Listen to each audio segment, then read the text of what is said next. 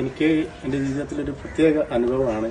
ഞാൻ ഈ അറബന മുട്ടി കണ്ടൊന്നുമല്ലാതെ ഒരു മുട്ടി പരിചയമോ അങ്ങനത്തെ ഒരു കാര്യങ്ങളും ഇതുവരെ ചെയ്തിട്ടില്ല. പിന്നെ കോൽക്കളി കളിക്കുന്നത് കൊണ്ട് ശരീരം ഒന്ന് വഴങ്ങി കിട്ടി, അതൊരു അനുഗ്രഹമായി മാറി.